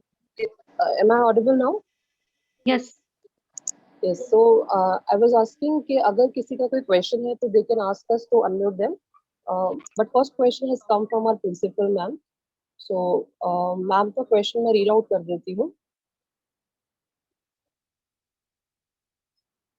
Ma'am आप खुद पूछना चाहेंगे question? Savita ma'am?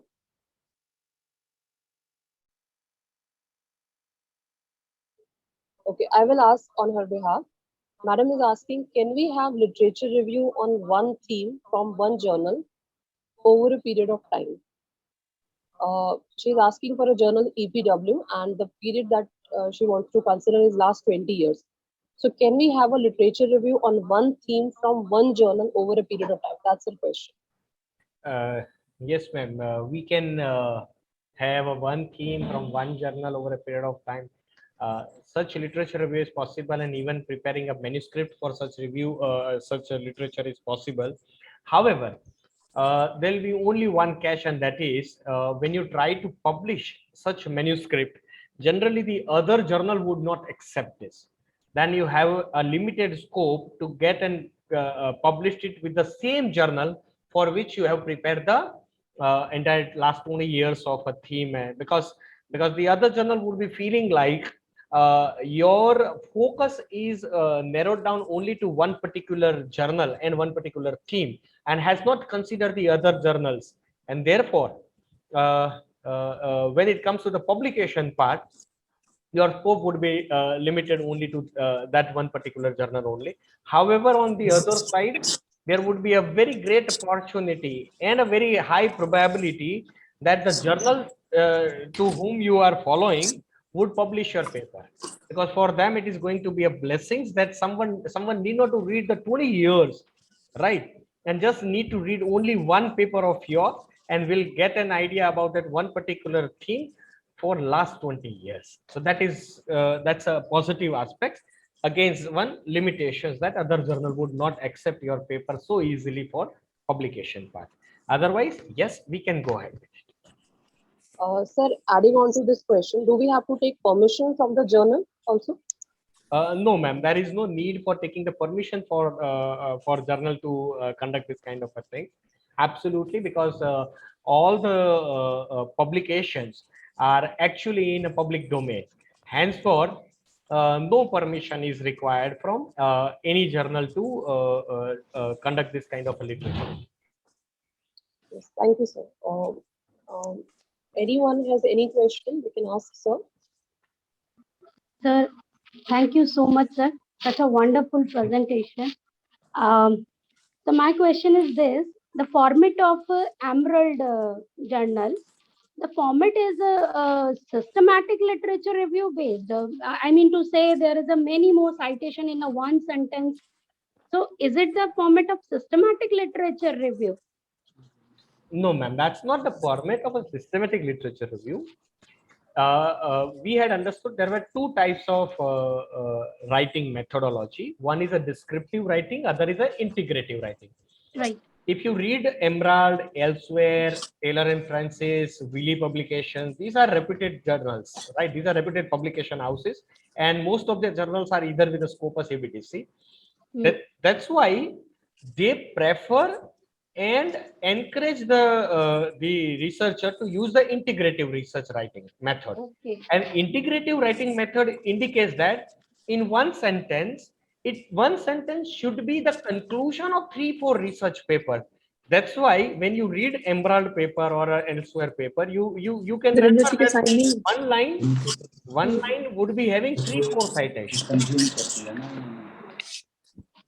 Right, sir. So that's an integrative, and that is what is encouraged. Because that's a good way of presenting your points. Okay. Thank you so much, sir.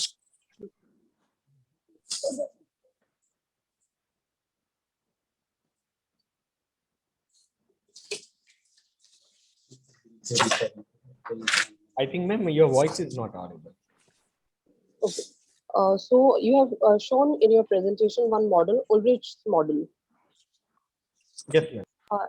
We have seen in many papers, Prisma model is also followed. Sorry. Yes, ma'am. There are several models which will help you to identify the relevant research papers. Muller and Ulrich has identified one of the model. This is how they have narrowed down their search from 714 papers to 88 papers. This was just been shown as an example. Right now, Ulrich model may not be suitable or may not be applicable in your field, but you can very well find out when one such model which had reduced down your number of papers from hundreds and thousands to number of relevant papers. So Muller Ulrich model is just an exercise to give an idea to the participants that this is how we can adopt one such model and go ahead with it. Thank you, sir. So, do we have some more questions? Biglam, in chat, is there any question left? Okay, thank you so much. With this, we come to the closure of this program. So, for formal vote of thanks, I would now invite Dr. Bindu Roy, ma'am, to propose a vote of thanks. So very good afternoon to all. Once again, I, Dr. Bindu Roy, and I feel it's immense pleasure to deliver the vote of thanks for the third session on 7-day FDP. So first of all, I extend my heartfelt thanks and gratitude to Dr. Patel for sharing his valuable time and sharing his expertise in the field of systematic literature review with us. Especially, sir, awesome model, SRAM, SHRM model. And I hope it's a wonderful presentation. It's a very knowledgeable session. And I feel today our faculty will have gained deep knowledge of systematic literature review, because your presentation is very systematically designed. And I also express my sincere thanks to our principal, ma'am, Dr. Savita Bhagat, for encouraging us to organize such kind of program. She always motivates us to contribute some qualitative research publication. And the program is the output of her vision. I extend my gratitude to the convener of the FDP and member coordinator, IQAC, Mr. Mukesh Bansal, sir.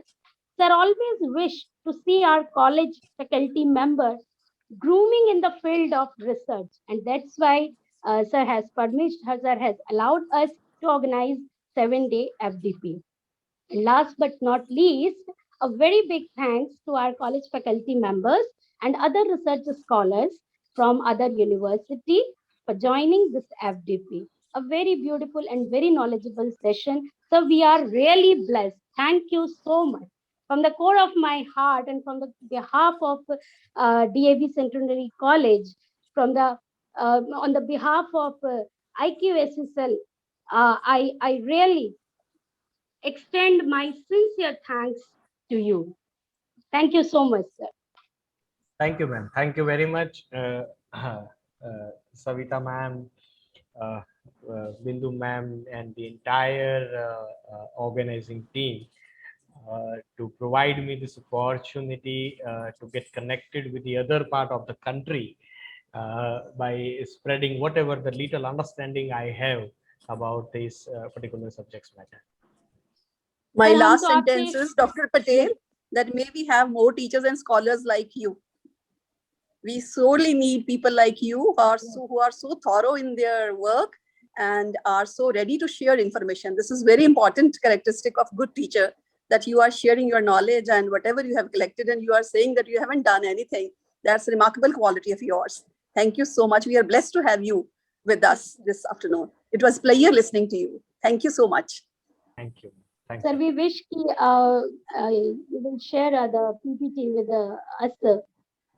All the PPTs and all the papers which I have just cited, I'll be sharing everything to you, ma'am. So you can share the same with all the. I will share the mail ID, sir. I will Sure, share sure, email ID. sure, sure. I think I have your mail ID. I will share it. Yeah. Thank you. Okay. Thank you so much, sir. Thank you, sir. Thank you so much. Namaskar.